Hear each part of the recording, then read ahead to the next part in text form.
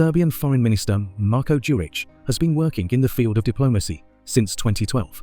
Over the years, he has served as foreign policy advisor to the Serbian president, director of his country's Office for Kosovo and Metohija, Serbian ambassador to the United States of America, non-resident ambassador to Suriname, Antigua and Barbuda, Colombia, St. Kitts and Nevis. He has also served as his country's permanent observer to the Organization of American States, as an observer to the Association of Caribbean States, and as his country's authorized representative to the Caribbean community. He is appointed to his current position with effect from 2024. Minister Marko Đurić, it's an honor to see you in Azerbaijan and Baku TV, and thank you for choosing us. As Serbia's Minister of Internal Affairs, your insights into the evolving diplomatic and economic ties between our nations are invaluable. We are looking forward to an engaging discussion that will shed light on the cooperation between Azerbaijan and Serbia, particularly in areas of diplomacy, economy, culture, and education. Minister Đurić, to start our conversation, I'd like to focus on the current state of diplomatic relations between Azerbaijan and Serbia. In your view, how do you assess these ties and what future steps do you envision to further strengthen them? Thank you for hosting me. It is my pleasure to be your guest, and I salute all your viewers.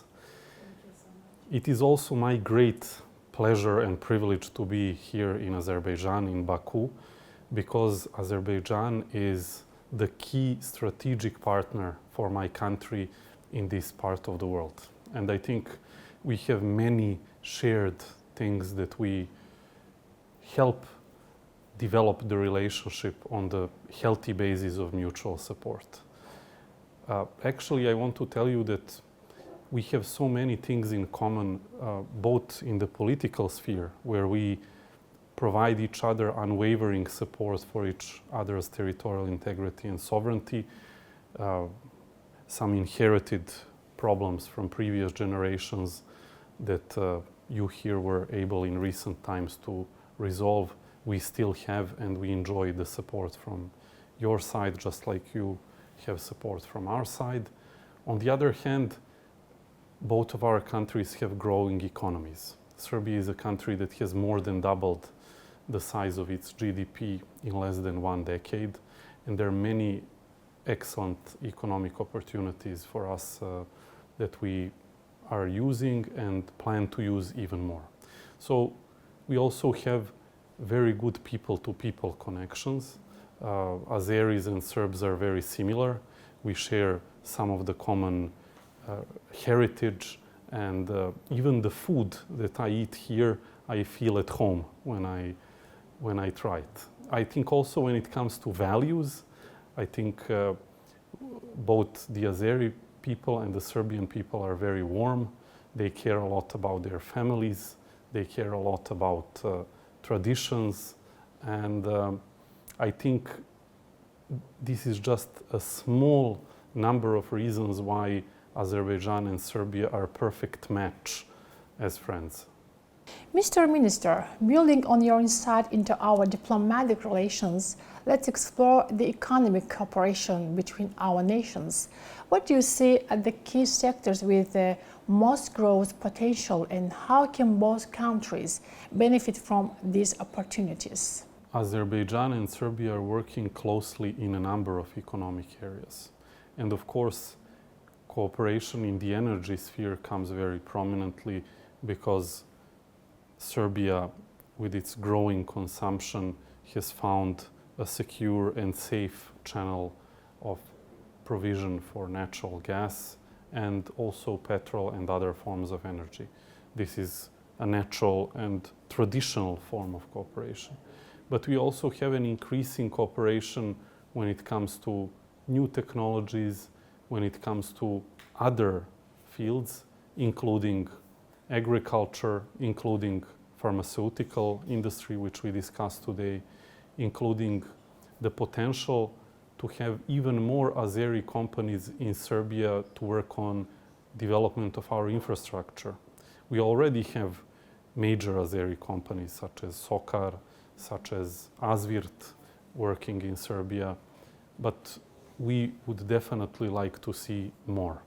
And there is a great potential for continuous economic cooperation, which will benefit the people of both nations. I'm very optimistic about what we will be able to accomplish in the coming period. And the discussions that I had here with both His Excellency President Aliyev, with my friend Foreign Minister Ceyhun Bayramov, of course with the Prime Minister and with other relevant interlocutors, give me a reason to be very optimistic about the future growth. I think Serbia can become a true gateway and entry point for Azerbaijan into our part of Europe, into Southeastern Europe, just as I believe that Azerbaijan can be a very good and reliable partner and entry point for Serbia for this region. Economic ties are indeed crucial, but educational and cultural exchanges are equally vital for deepening our mutual understanding. Could you share what initiatives are currently underway to promote such exchange between Serbia and Azerbaijan?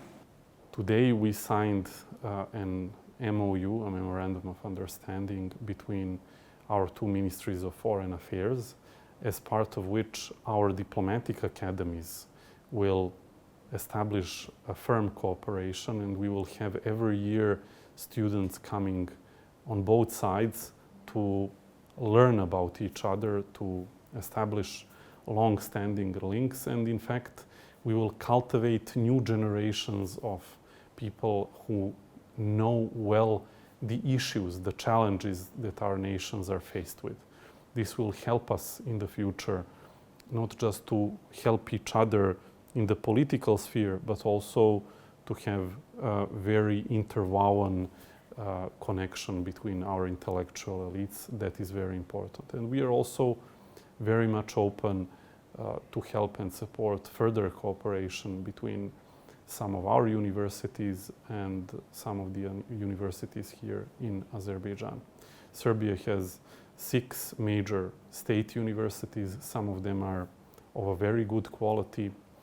Last week here we had, for example, a delegation from our military medical university, and we are preparing to work closely to train military medical staff, for example. So these educational ties really touch upon almost all spheres. Mr. Minister, speaking of vital areas, energy security is another key concern, given the recent global challenges. How does Serbia view Azerbaijan's role in ensuring a stable supply of natural gas? Are there any plans to expand this energy partnership? I am fortunate to represent a country that in these difficult global times has a booming economy. And this means that our energy consumption is growing rapidly every year. Our assessment is that in the next 20 years, for example, our consumption of electric energy will increase 4 times. And this means that we will need huge new sources of electric energy, huge new sources of other types of energy, including fossil fuels. And the fact that presidents of Azerbaijan and Serbia had a vision to agree on a strategic partnership means that we can rely firmly on Azerbaijan to maintain our energy security and to work towards our energy independence. We have built new gas interconnectors, signed new contracts, and all of this will help us to have a sustainable and reliable energy source, which will be a comparative advantage for Serbia's economy in our region. Not to mention that there is even a great potential to increase revenues from transit, etc. Continuing on the topic of economic ties, I'd like to touch on investments. In which areas do you believe Azerbaijani investors can contribute the most to Serbia's economic development, and how is the Serbian government facilitating these investments? Serbia is a country that has attracted more than 65% of all foreign direct investments in Southeastern Europe in the past 5 years. This is a very important fact, and this did not come by accident. It came as a result of our policy, which means that we fight for each individual investor. And we have a one-stop shop principle. We offer a very comprehensive system of incentives, and we offer such conditions that we always try to outperform the countries in our immediate surrounding in Southeastern Europe. We welcome investments from Azerbaijan, and we do believe that they can contribute significantly to our economy. Today, for example, in my discussions with the Prime Minister and with the Foreign Minister, I mentioned an example of Expo 2027. Belgrade is hosting a huge Expo exhibition, which will attract pavilions from all countries or almost all countries in the world. And the overall value of investment in this Expo from our side is around 17 billion euros. And we want to see companies from Azerbaijan to take part in the development of parts of the infrastructure. We want, of course, Azerbaijan to be represented at the Expo, but that is one example. Another example that we mentioned in our today's discussions is a Bio4 campus, which is a campus we are building in the center of Belgrade, worth approximately $500 million US, with the aim to create an ecosystem for biotechnology startups. And we already have contracts with some major global pharmaceutical companies that will take part in this project so that these startups can directly engage with some of those major pharmaceutical companies. And I think this could be potentially interesting for people from Azerbaijan who are entrepreneurs, who want to engage in biotechnology, and also maybe for some already existing Azeri companies. I mentioned these as just few examples. Of course, we discussed today the perspective for opening a direct flight between Belgrade and Baku. We are not too far away geographically, but with a direct flight, we would be even closer, and this would open up greater opportunities for tourists as well. I want to use this opportunity to invite all our Azeri friends, our Azeri brothers and sisters, to come and visit their friendly nation of Serbia. You don't need visa, you don't need anything, just come to enjoy the hospitality in Belgrade. On the subject of regional cooperation, the geopolitical landscape in our region is constantly evolving. How do you see our countries collaborating to ensure regional stability and security, particularly in light of recent developments in Europe? Serbia is a very responsible actor when it comes to regional politics in a region which is very delicate, very frail, and still suffering from the consequences of the aftermath of the breakup of former Yugoslavia. But we are a future-oriented society. We are focused on our economic development. We are focused on the development of our infrastructure. You know, in the past 8 years, we have completed 500 kilometers of new 4-lane highways in our country. We are currently building 2 high-speed railways. We have completed already our first high-speed railway. So Serbia is oriented towards positive goals aimed at increasing the living standards of its people. And it also extends a hand of friendship to all of its neighbors. Now, I wish all of our friends and neighbors in the region had the same type of approach. Unfortunately, this is not the case. And even today, we are facing a menace of separatism in our southern province of Kosovo and Metohija, which is currently administered by an ethno-nationalist regime led by a certain individual named Albin Kurti, who has in the past couple of years introduced and implemented discriminatory policies of repression, suppression, and discrimination against the Serbian community, including abolishing almost all of their collective political and economic and cultural rights. And this is something unprecedented what's happening in the heart of Europe. In these circumstances, we rely heavily on our own, sane mind, and we also rely on the international community to help us keep peace and stability. But you can always count on Serbia to be a responsible actor, to stand behind principles both in our region and universally. We have same principle for our territorial integrity, same principle for the territorial integrity of Azerbaijan, which we strongly support.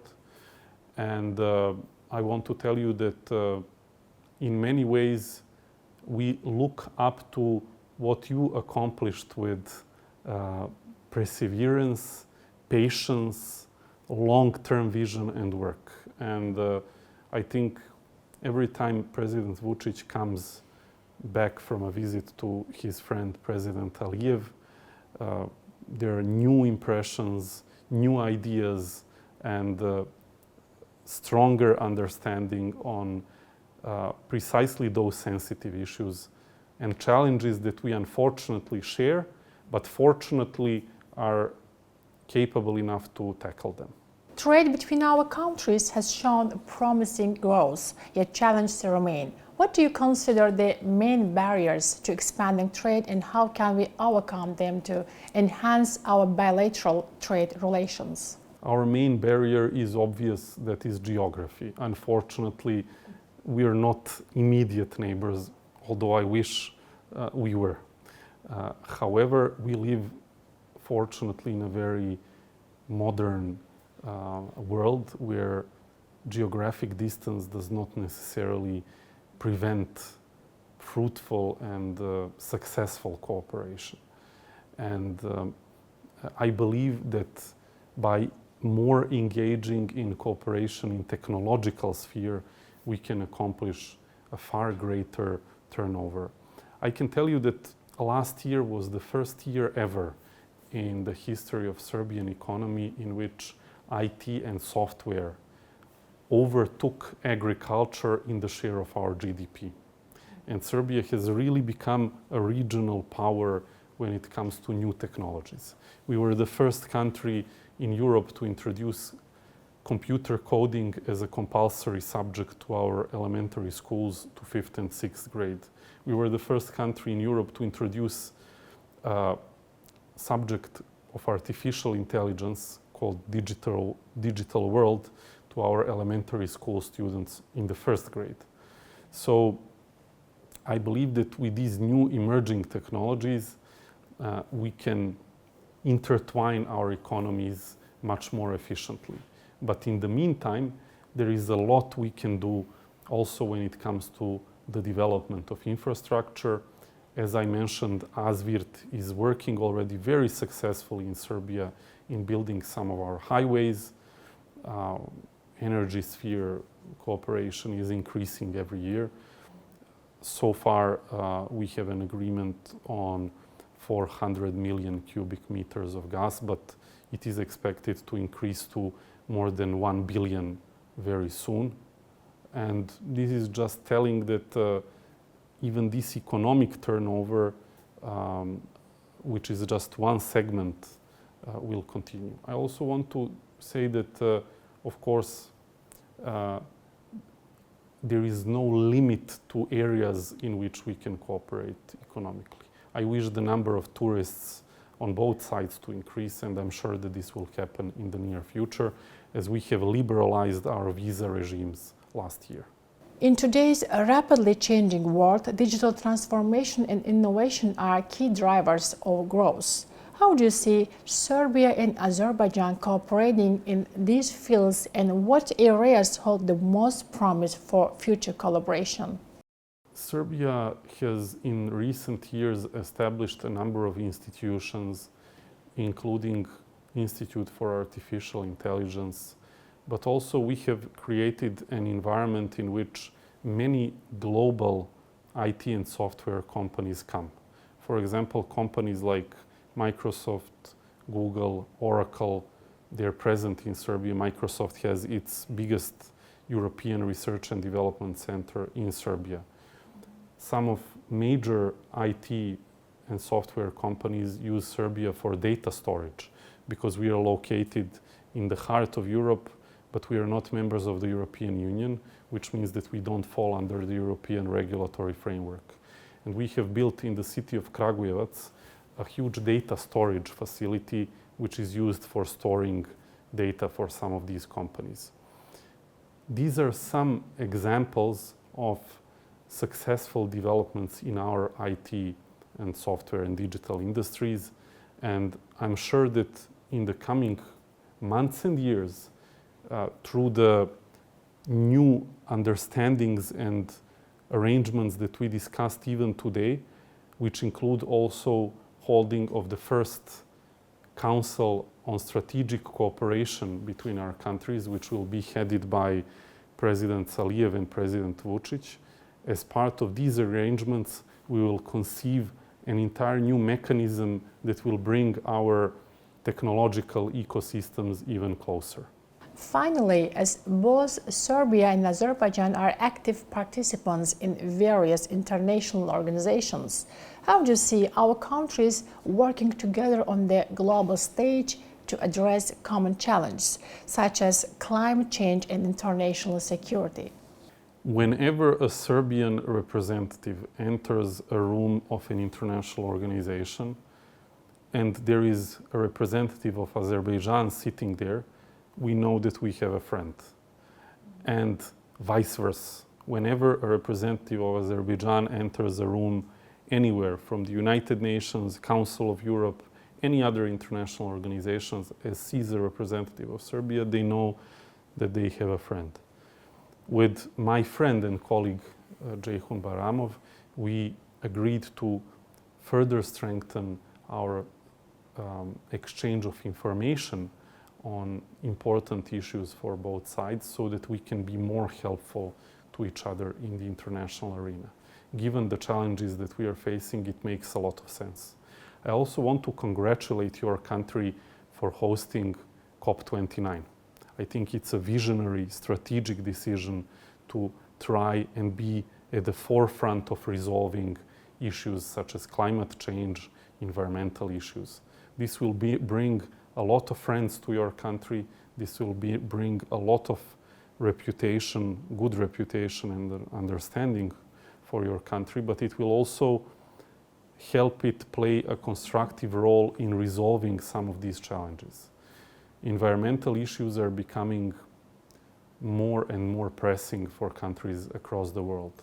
Climate change, regardless of the politics, whether you're conservative or liberal, whether you believe in it or not, is becoming something that is impacting our lives. I come from Belgrade, where issue of climate change has never been a big political topic. But this summer, we have seen temperatures of above 35 Celsius stick in Serbia for more than 3 months. And there is not even the oldest people remember such a period of heat. And of course, it is affecting already various walks of life. So I'm very active in communicating with small island nations. I've just come to Baku here from the Pacific, where I was together with one of your ministers at a summit of Pacific Island nations. I'm frequently in touch with the Caribbean nations. We know that already there are millions of people who are threatened by climate change and other environmental issues. So the decision to try and lead the way on this topic is something that we support very much. Mr. Minister, as energy security is one of the most crucial factors in today's world, and Azerbaijan has been supplying natural gas to Serbia, helping the country reduce its dependence on energy and strengthen its energy security. How do you view Azerbaijan's role in supporting Serbia's energy independence? Azerbaijan is a crucial partner for Serbia in the energy sphere. Azerbaijan is a reliable partner and a partner that in very complex geopolitical circumstances, provides reliable and also economically viable support when it comes to not just natural gas, but also petrol. And we have discussed today even what to do more when it comes to clean energy, because you have experience in building gas energy plants, and we will continue our fruitful dialogue in the energy sphere. Our consumption, as I mentioned, is constantly increasing as our economic conditions improve. Also, new technologies such as artificial intelligence, etc., they also require additional electric energy. And also for our continuous economic growth, it is important that we have a competitive price for all those factories and companies that come into Serbia, to have a good energy price. And that is why cooperation with Azerbaijan in energy sphere has proven to be absolutely instrumental for Serbia's economic development and for its energy independence and energy security. We are very grateful to President Aliyev. We are very grateful to the entire Azeri government for investing in our friendship by supporting this energy cooperation. Minister Djuric, thank you for sharing your perspectives with us today. Your contributions to fostering stronger ties between our countries are greatly appreciated, and we look forward to seeing the continued development of our partnership. It was a pleasure having you on our program. It was my great pleasure, and I would always come again, and welcome to Belgrade whenever you want.